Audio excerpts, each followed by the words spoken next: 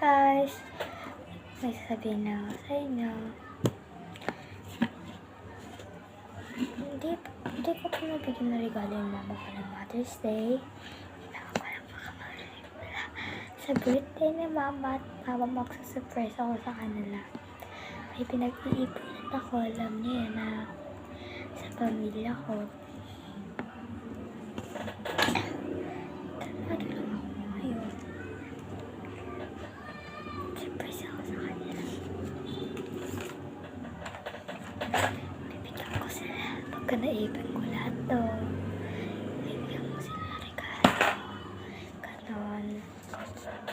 Para sa mga parents ko, diba? Tapos sa lolo ko, ganon. Pambili ng putas. Tapos kay lolo ko dito. Shout out. Kada papanood mo to.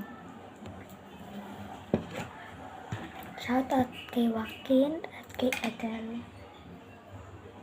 Ano po yan? Hindi po lang ko muna yung pamilya ko. Short lang to, pero hahabaan ko na lang. Okay, so